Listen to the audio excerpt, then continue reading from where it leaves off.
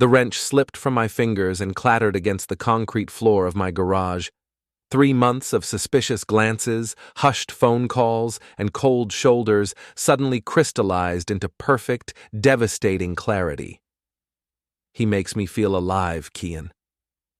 Aria stood in the doorway between our kitchen and garage, backlit by the warm yellow light that used to mean home. Her rehearsed words hung in the air like exhaust fumes, toxic and impossible to ignore. She didn't say his name. She didn't need to. My best friend Trent had stopped meeting my eyes 3 months ago.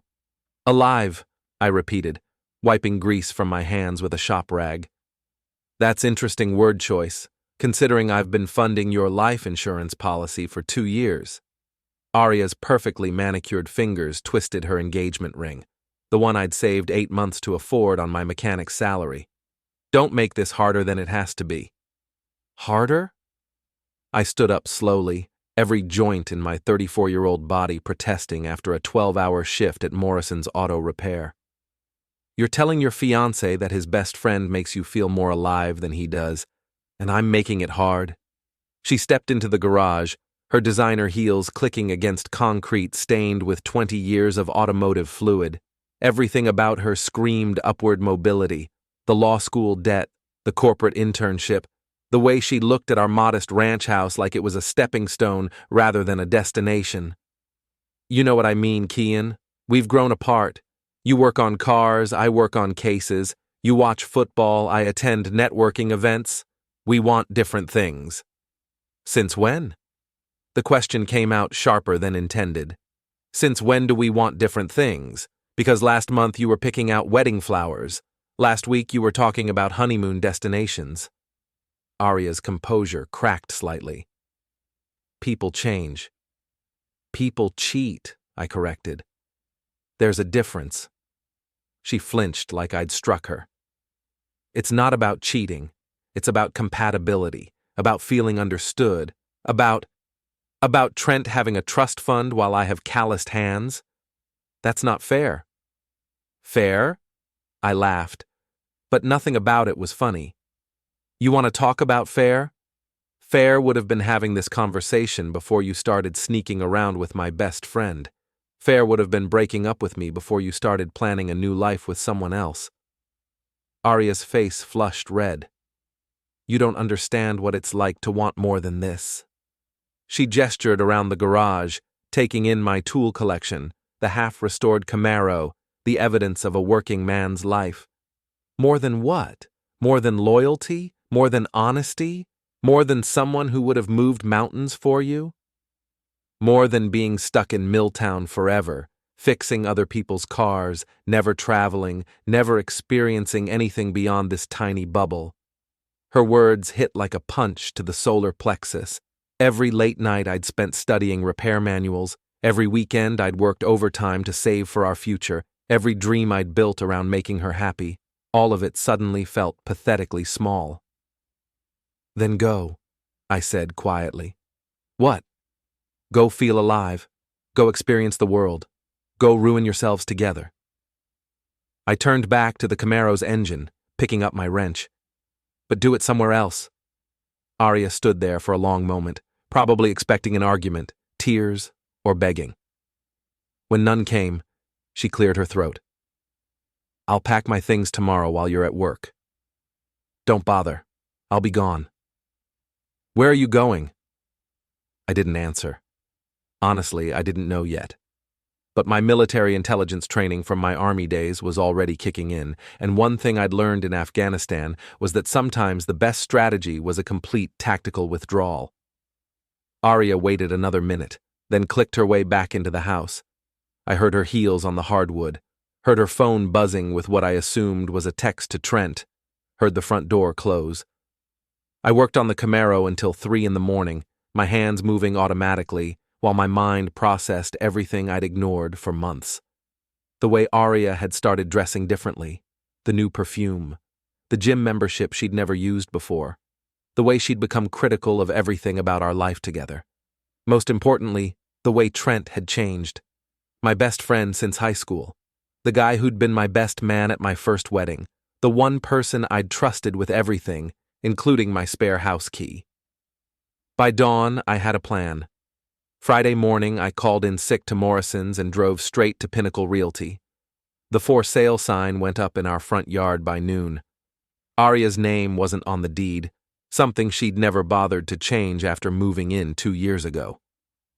"Market's hot right now," the realtor assured me, clipboard in hand. "Houses in this neighborhood are selling within a week, especially ones in this condition." I'd spent 3 years renovating that house. New kitchen, refinished hardwood floors, updated electrical, all for a future that had just evaporated. Saturday, I called Hawaiian Airlines and canceled our honeymoon package. 2 weeks in Maui, ocean view suite, couples massage package. The cancellation fee was steep, but I'd rather lose the money than let it fund someone else's romantic getaway. Sunday, I disconnected my phone number and opened a new account with a different carrier. Then I drove to U-Haul and rented the biggest truck they had.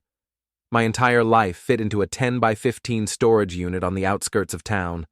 Furniture, tools, photo albums, the accumulated debris of 34 years in Milltown, Ohio, everything except what I could fit in 2 duffel bags and a backpack. The one-way ticket to Denver cost more than I'd spent on anything except the engagement ring. I didn't choose Colorado for any romantic reason. It was simply the first flight leaving Monday morning that went somewhere I'd never been. Monday evening, I was sitting in a studio apartment in Capitol Hill, paying first month's rent in cash to a landlord who didn't ask questions. No lease required, just month to month and a security deposit. My mother got the first postcard Tuesday, a generic mountain landscape with "Greetings from Colorado" in cheerful script. On the back, I wrote, "Safe and sound, don't worry, love, K." No return address, no phone number, no way to trace it back to me. My former friends got nothing. The apartment was furnished, which meant I owned exactly what I'd brought with me: clothes, some books, my laptop, and a growing sense of freedom I hadn't expected. No mortgage, no wedding plans, no obligations to anyone except myself. I found work Wednesday at a specialty garage that restored classic cars. The owner, a gruff ex-Marine named Pete Kowalski, hired me on the spot after I diagnosed a carburetor problem his regular mechanics had been chasing for 2 weeks. "You know your way around an engine," Pete said, wiping his hands on a shop rag. "Where'd you learn?" "Army motor pool, then 10 years at a shop back home." "What brings you to Denver?" "Fresh start." Pete nodded, like that explained everything. Maybe it did. By Friday, I had a routine. Work from 7 to 5, dinner at a different restaurant each night, long walks through neighborhoods I'd never seen before. No television, no social media, no connection to my previous life, except the postcards I sent my mother every few weeks. It should have felt lonely. Instead, it felt like breathing again. 3 weeks into my new life, my phone rang. Unknown number, but the area code was familiar. Milltown. "Kian." The voice was shaky, uncertain. "It's Mina, Aria's younger sister. 22, still in college, the only member of Aria's family who'd ever treated me like more than a temporary inconvenience." "How did you get this number?" "Your mother. I called her, told her it was an emergency. She made me promise not to give it to anyone else." I stepped out of the garage and into the Colorado sunshine. "What kind of emergency?" "It's about Aria and Trent, about what they were planning." The wrench in my hand suddenly felt heavier. "Planning what?" "Can we meet somewhere? I can't say this over the phone." "I'm in Denver, Mina. I'm not coming back to Milltown." "Then I'm coming to you. I'll drive out this weekend. Please, Kian, you need to know what I found." Something in her voice made my chest tighten. "Found where?" "Aria's laptop. She left it at my apartment last month, asked me to hold on to it while she moved her stuff. I wasn't snooping, I swear. I was just trying to clear some space on the hard drive and I found these files." She trailed off, and I could hear traffic in the background, voices, the sounds of a college campus. "What kind of files?"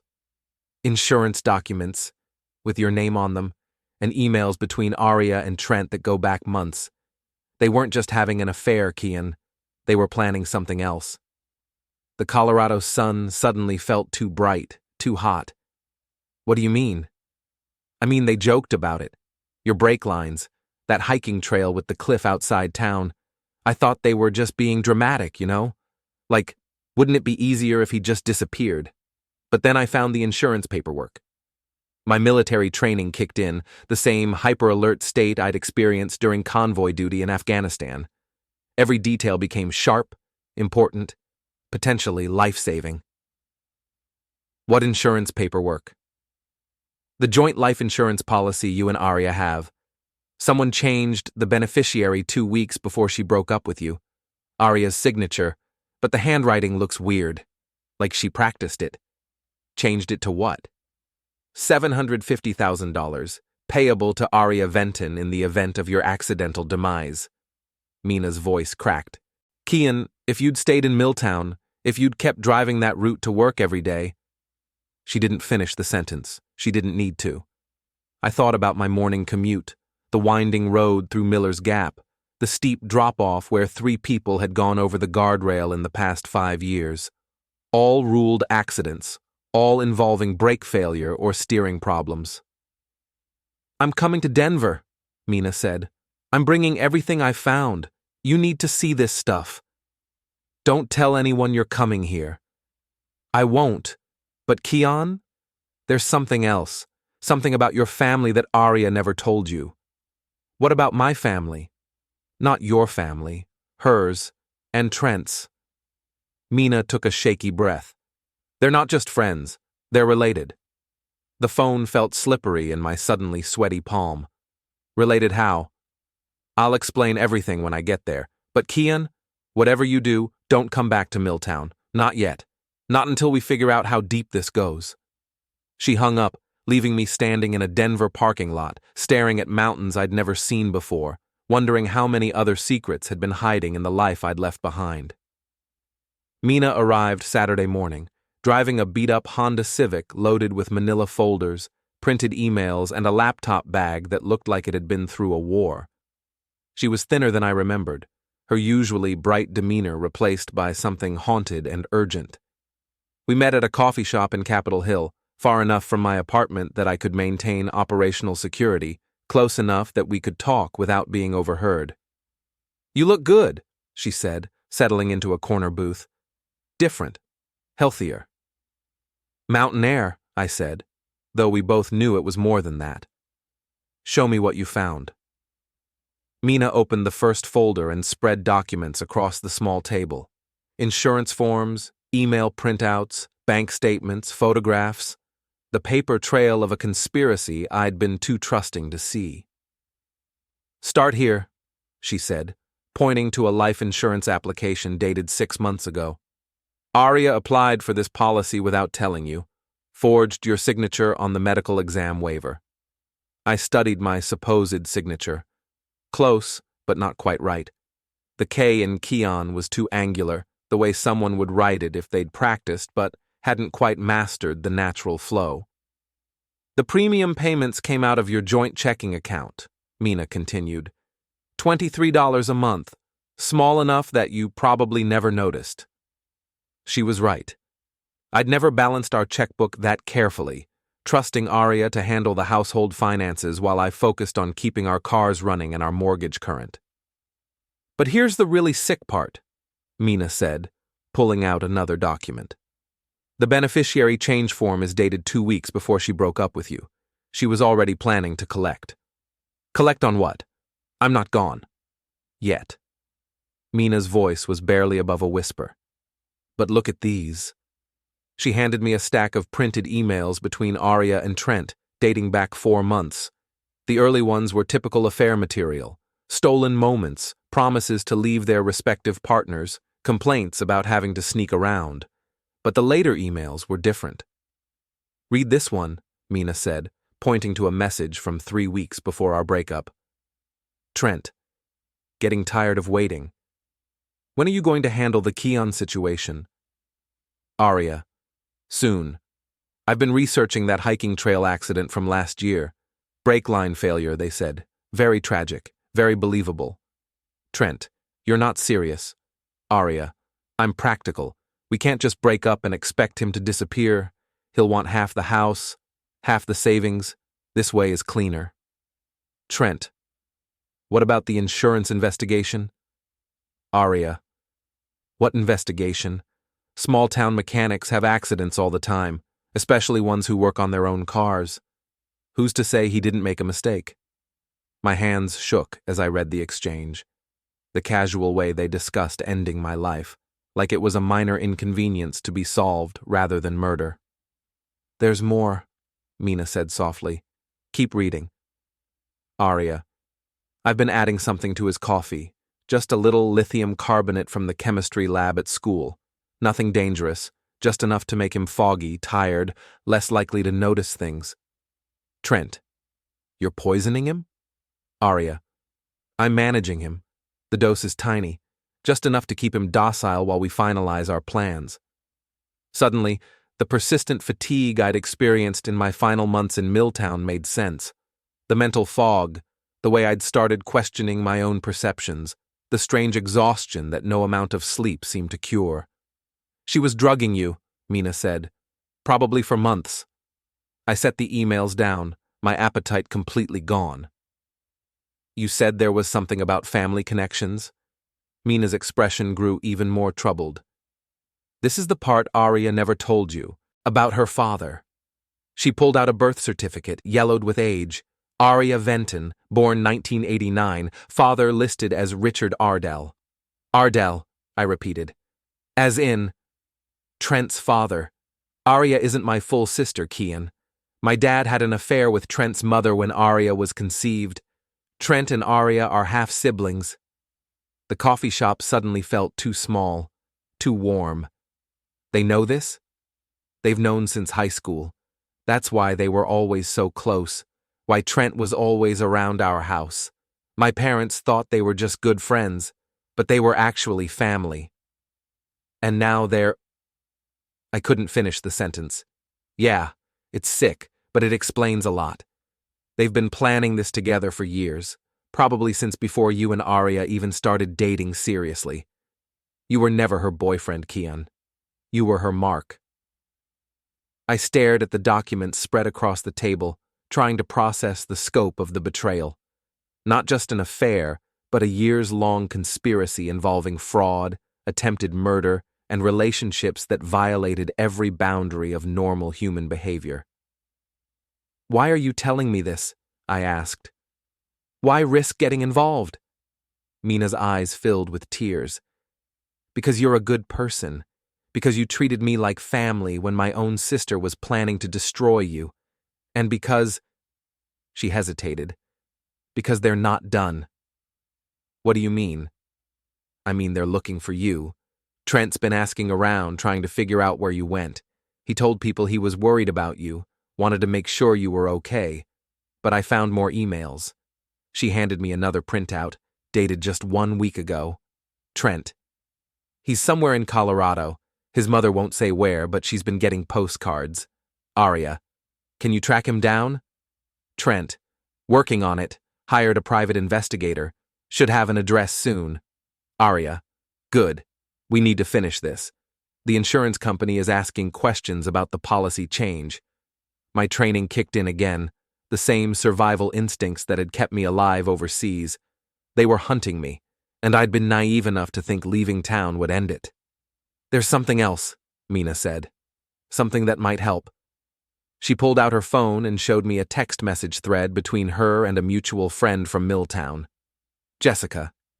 Did you hear about Aria and Trent? Mina. What about them? Jessica. Emergency clinic visit last week. Both of them. Same day, same symptoms. Word is they caught something from each other. Mina. Caught what? Jessica. Let's just say their feeling alive came with some unwanted side effects. Karma's a real witch, isn't it? Despite everything, I almost smiled. Almost. So what now? I asked. Mina gathered the documents back into their folders. Now we take this to the police. We have evidence of conspiracy, fraud, attempted poisoning. Even if they can't prove intent to commit murder, this is enough to put them both away. And the private investigator they hired? We deal with that too. But first, we make sure they can't hurt anyone else. I looked around the coffee shop, at the normal people living normal lives, unaware that monsters walked among them wearing familiar faces. 3 weeks ago, I'd thought my biggest problem was a cheating fiancé. Now I was discovering I'd been targeted for elimination by people I'd trusted with my life. But I was still breathing, still thinking, still capable of fighting back. And thanks to Mina's courage, I finally had the ammunition I needed. "All right," I said, "let's ruin them." Monday morning, I called in sick to Pete's garage and drove with Mina to the Denver Police Department. Detective Sarah Morrison, no relation to my former employer, was a 15-year veteran with tired eyes and the kind of patience that comes from hearing every possible variation of human stupidity. "Let me make sure I understand this," she said, reviewing the documents we'd spread across her desk. "Your ex-fiancé and your former best friend conspired to take out a life insurance policy in your name, planned to stage your demise as an accident, and have been systematically poisoning you with lithium carbonate." "That's correct. And they're also half-siblings who've been having an intimate relationship." "Also correct." Detective Morrison leaned back in her chair. "Mr. Merrin, this is certainly the most creative conspiracy I've seen this month, but I have some concerns about jurisdiction and evidence." "What kind of concerns?" "The alleged crimes took place in Ohio, the insurance fraud, the poisoning, the conspiracy, all of that happened in Milltown. We can file a report here, but the investigation would need to be handled by local law enforcement there." Mina shifted uncomfortably in her chair. "What about the private investigator they hired? They're actively trying to track him down." "That's not illegal, unfortunately. Hiring a PI to locate someone isn't a crime, even if their motives are questionable." Detective Morrison pulled out a business card and handed it to me. "Here's what I can do. I'll contact the Milltown Police Department and forward copies of your evidence. I'll also file a report here documenting your concerns about being stalked or harassed. That creates a paper trail in case anything happens to you in Colorado. And in the meantime? In the meantime, you stay vigilant. Vary your routines, be aware of your surroundings, consider changing your living situation if possible. Do you have any reason to believe they've located you already?" I thought about the postcards I'd been sending my mother, the trail of breadcrumbs that could lead back to Denver if someone was determined enough to follow them. Possibly. Then I'd recommend taking additional precautions. Maybe stop sending those postcards for a while. We left the police station with a case number and very little confidence that anything would happen quickly. The wheels of justice, Detective Morrison had explained, turn slowly even under the best circumstances. Interstate conspiracy cases involving circumstantial evidence turn even slower. "So what now?" Mina asked as we sat in her Honda outside the police station. "Now we take matters into our own hands." "What does that mean?" I'd been thinking about this since Saturday, weighing options and considering strategies.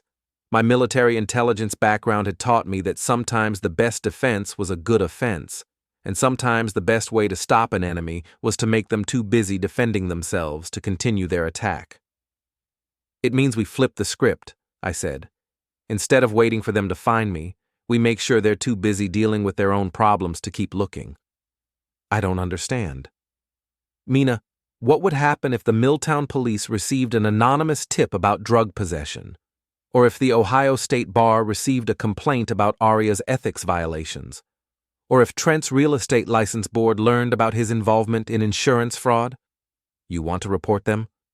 I want to destroy them, legally, systematically, and permanently." Mina was quiet for a long moment, staring through the windshield at the Rocky Mountains rising in the distance. "They tried to eliminate you, Kian. They poisoned you, planned to stage your demise, and they're still hunting you. I think you have every right to defend yourself. Are you willing to help? What do you need?" "Information. Phone numbers, addresses, professional licenses, anything that can help me file complaints with the right authorities. And I need you to be my eyes and ears in Milltown while I work from here.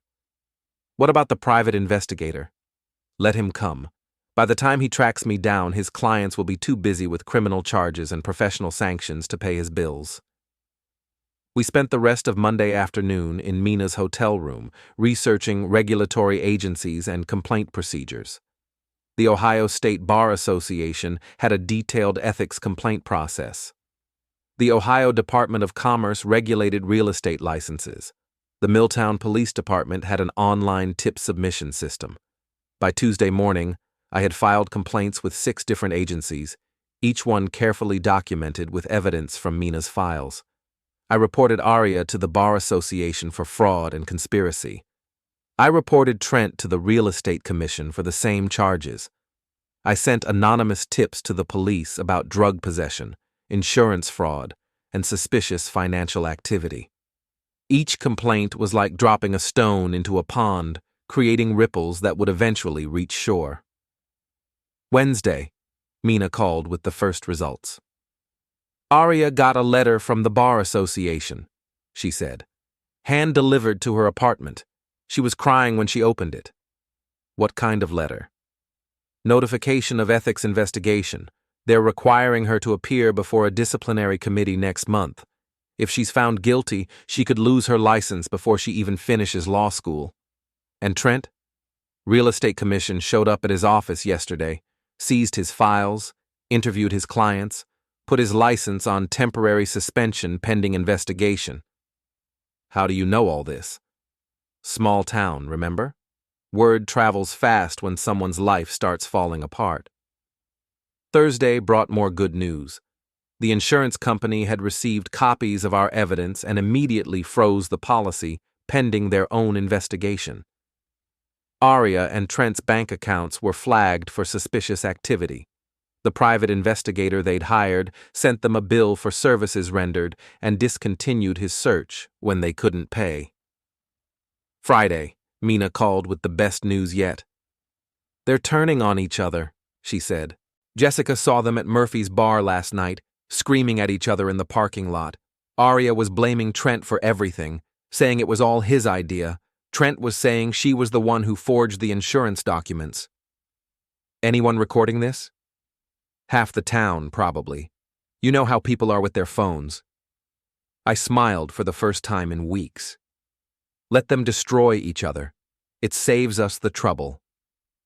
But even as I celebrated these small victories, I knew the real confrontation was still coming. Cornered animals were dangerous, and Aria and Trent were about to become very cornered very quickly. The question was whether they'd come for me before the legal system finished them off. I didn't have to wait long for an answer. The knock on my apartment door came at 11:47 p.m. on a Tuesday night in October. 3 sharp raps, followed by silence, then 3 more. Not the pattern of someone making a friendly visit. I'd been expecting this moment for weeks, ever since Mina reported that Aria and Trent had pooled their remaining money to hire a new private investigator. A better one, apparently, because he'd managed to track down my Denver address despite my precautions. Through the peephole, I could see 2 figures in the hallway. Aria looked thinner than I remembered, her face drawn and pale under the fluorescent lighting. Trent stood behind her, his usual confidence replaced by something desperate and dangerous. "We know you're in there, Kian," Aria called through the door. "We just want to talk." I had several options. I could call the police, but they'd be gone before anyone arrived. I could ignore them and hope they left, but cornered animals rarely gave up easily. Or I could face them directly on my terms in a controlled environment. I chose option 3. "It's late," I said through the door. "Whatever you want to discuss can wait until morning." "No, it can't." Trent's voice now, harder than Aria's. "You've been filing complaints, making accusations, destroying our lives. We need to settle this tonight." "Settle what? The insurance fraud? The attempted poisoning? The conspiracy to stage my demise?" Silence from the hallway. Then whispered conversation I couldn't quite make out. "We can explain everything," Aria said finally. It's not what you think. Really? Then explain how lithium carbonate ended up in my coffee every morning for 3 months. That was just to help you relax. You were so stressed about work, about money. I was trying to help. By drugging me without my knowledge. By caring for you in the only way I knew how. The audacity of her statement was breathtaking. Even now, caught red-handed with evidence of systematic poisoning, she was trying to frame it as an act of love. And the life insurance policy? Financial planning, Trent called out. We were trying to secure your future. My future, or your future after I was gone? More whispered conversation. I used the time to position myself strategically in my studio apartment, making sure I had clear lines of sight to both the door and the windows, multiple escape routes if things went sideways. Look, Aria said, her voice taking on the pleading tone I remembered from our relationship. We made some mistakes. We got carried away, made some bad decisions. But we can fix this. We can make it right. How? We'll withdraw the complaints. Tell everyone it was all a misunderstanding. We'll pay back the insurance money, dissolve the policy. We'll leave you alone, move away from Milltown, start over somewhere else. In exchange for what? In exchange for you dropping all the charges, stopping the investigations, letting us rebuild our lives. I almost laughed. They'd poisoned me, conspired to eliminate me, and hunted me across 3 states, and now they wanted to negotiate like this was a business dispute. Counteroffer, I said. You turn yourselves in to the police, plead guilty to all charges, and accept whatever punishment the courts decide. In exchange, I won't press additional charges for stalking, harassment, and trespassing. That's not acceptable, Trent said. Then we have nothing to discuss. Kian, please. Aria's voice cracked. You don't understand what you've done to us. The Bar Association is reviewing my case next week. Trent lost his real estate license. We can't get jobs, can't pay rent, can't even show our faces in Milltown without people staring. Good. Good? Now her voice turned angry. You think it's good that you've destroyed 2 people who loved you? Loved me. You tried to eliminate me for insurance money. That was never serious. We were just talking, just fantasizing. We never would have actually gone through with it. The break line research suggests otherwise. We were angry, we were frustrated, we said things we didn't mean. But we never actually planned to hurt you. Then why hire a private investigator to track me down? Silence again, longer this time. Because we needed to explain, Trent said finally. We needed you to understand that this was all just a terrible misunderstanding. At 11:47 at night, outside my apartment without calling first. We didn't have your phone number. Because I changed it specifically to avoid conversations like this one. I heard footsteps in the hallway, movement, the sound of something being set down. Through the peephole, I could see Aria pulling something from her purse. What's in the bag, Aria? Nothing. Just some papers, documents that prove we never meant to hurt you. Slide them under the door. I can't. They're too thick. Then leave them in the hallway and step back. Kian, just open the door. 5 minutes of conversation, that's all we're asking. No. Please. We drove 18 hours to get here. We spent our last money on gas and a motel room. Just give us 5 minutes to explain. Explain through the door. It's complicated. There are documents, evidence, things you need to see to understand.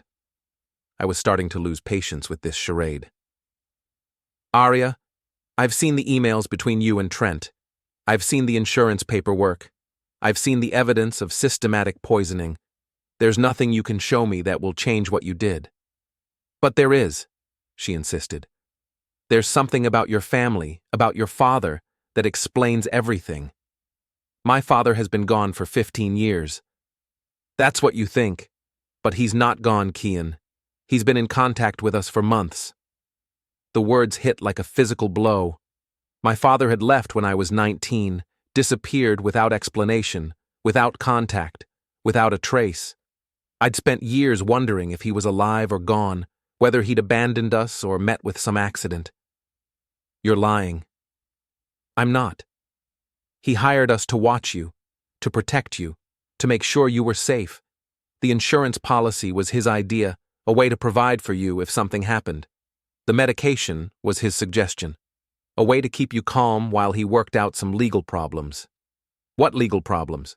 He's been in witness protection, Kian, federal marshals, organized crime, the whole thing. He couldn't contact you directly because it would have put you in danger. So he hired us to be his intermediaries. The story was elaborate, detailed, and completely insane. But it was also exactly the kind of thing that might make me open the door, might make me lower my guard just long enough for them to do whatever they'd really come here to do. Prove it. Open the door, and we'll show you everything. Slide his contact information under the door. We can't.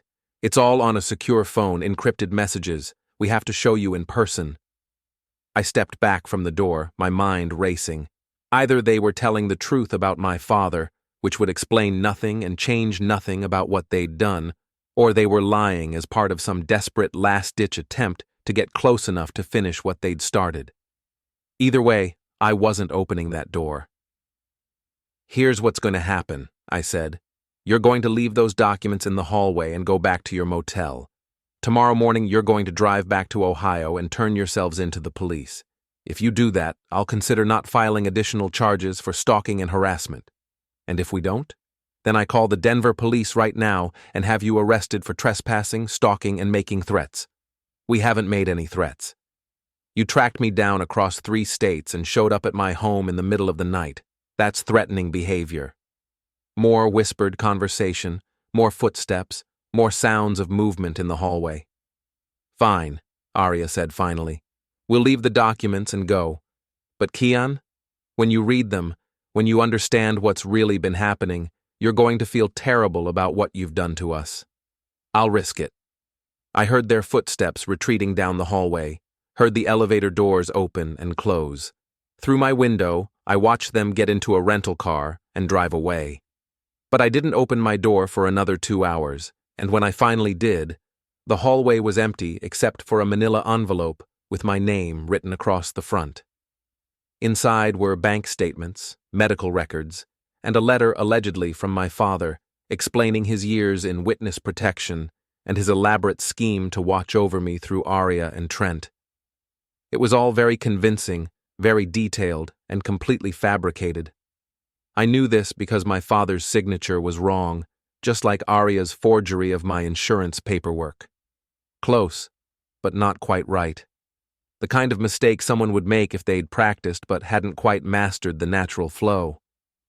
More importantly, the federal witness protection contact number listed in the letter belonged to a pizza restaurant in Cleveland.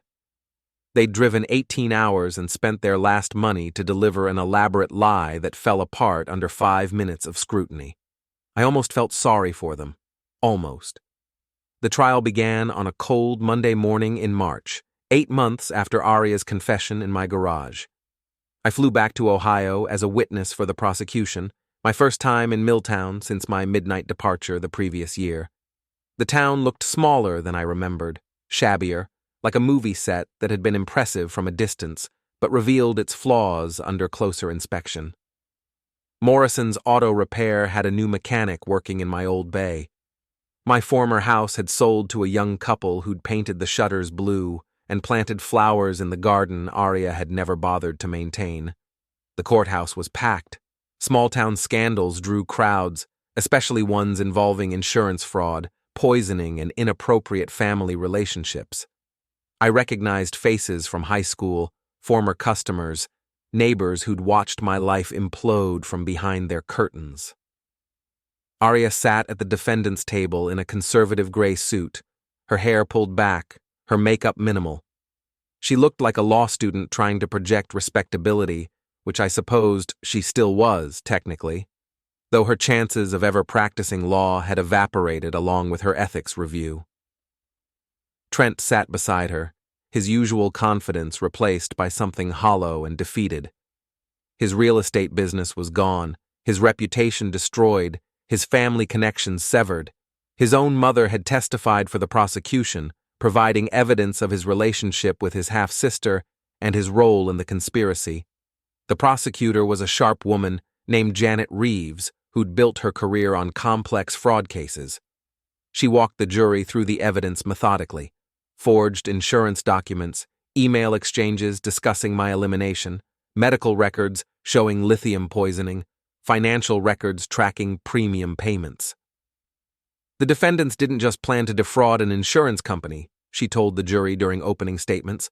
They planned to eliminate Mr. Merrin and collect $750,000 on his demise.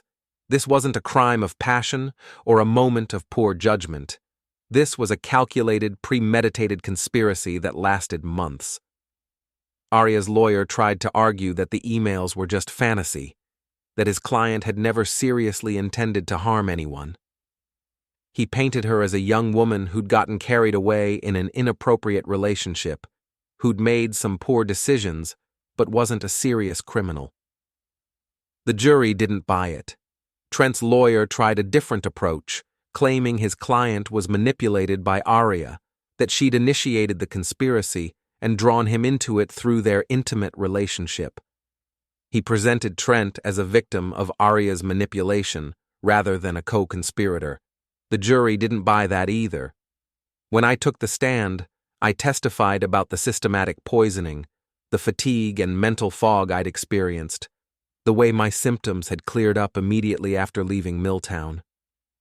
I described finding the GPS tracker on my car, the insurance documents with forged signatures, the elaborate lies they'd told to try to lure me back. Mr. Merrin, the prosecutor asked, how has this experience affected your life? I thought about the question for a moment, looking out at the packed courtroom, at Aria and Trent sitting 20 feet away, at the community that had once been my home. It taught me that trust is earned, not given, I said finally. It taught me that sometimes the people closest to you are the ones most capable of betraying you. But it also taught me that I'm stronger than I thought, that I can survive things I never imagined facing. Do you have any regrets about how you handled the situation? Yes. I regret not seeing the signs earlier. I regret trusting people who didn't deserve it. I regret not protecting myself better. I paused. But I don't regret exposing them. I don't regret fighting back. And I don't regret making sure they couldn't hurt anyone else. The defense lawyers tried to shake my testimony, suggesting I'd overreacted, that I'd misinterpreted innocent conversations and normal relationship problems as something sinister. They painted me as paranoid, vindictive, someone who'd destroyed 2 lives over a simple breakup. But the evidence spoke for itself. The forged documents, the poisoning, the conspiracy emails, the systematic deception, it all painted a picture of 2 people who'd viewed me as an obstacle to be removed rather than a human being to be respected. Mina testified about finding the evidence, about her sister's reaction when confronted, about the family secrets that had shaped Aria's relationship with Trent. She was nervous but clear, her testimony devastating to the defense's attempts to minimize the conspiracy. The trial lasted 5 days. The jury deliberated for 3 hours. Guilty on all counts. Aria received 4 years in federal prison for insurance fraud, conspiracy, and reckless endangerment. Her law license was permanently revoked. Her dreams of a corporate legal career died in a courtroom 20 miles from where she'd grown up. Trent received 5 years, his sentence enhanced by his role as the primary planner and his history of financial crimes the investigation had uncovered. His real estate empire collapsed, his assets seized to pay restitution and legal fees. I watched the sentencing from the gallery, feeling neither satisfaction nor sympathy. Justice, I realized, wasn't about revenge or emotional closure. It was about consequences, about making sure actions had appropriate responses, about protecting future victims from predators who wore familiar faces. After the sentencing, I drove to my old garage one last time. Pete Morrison, the owner, was working under the hood of a Ford pickup, his hands black with grease, his attention focused on the mechanical problem in front of him. "Kian Merrin," he said, looking up as I approached. Heard you were back in town for the trial. Just for a few days. Shame about all that business with Aria and Trent, though I can't say I'm surprised. Always thought there was something off about those two. You never mentioned it. Wasn't my place. People got to make their own mistakes, learn their own lessons. He wiped his hands on a shop rag. Heard you landed on your feet out in Colorado. I did. Good. That's what matters. Moving forward, not looking back. I shook his hand and walked back to my rental car, taking one last look at the garage where I'd spent 10 years of my life.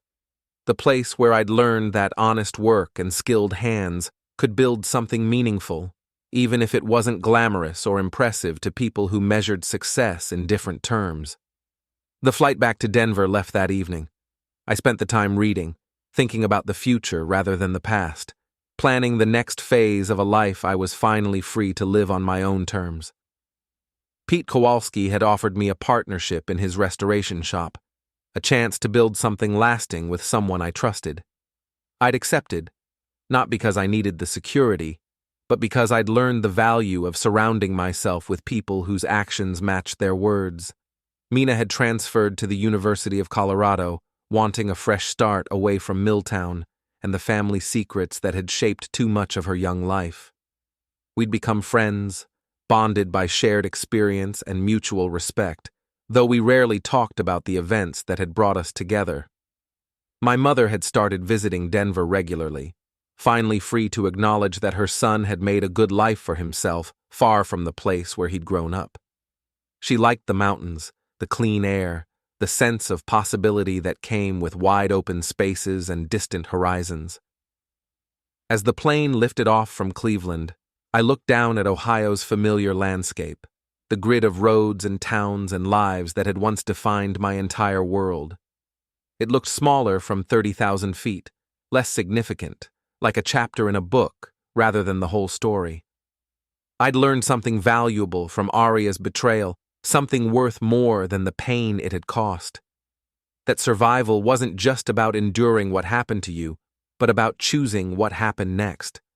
That strength wasn't about avoiding hardship, but about refusing to let hardship define you.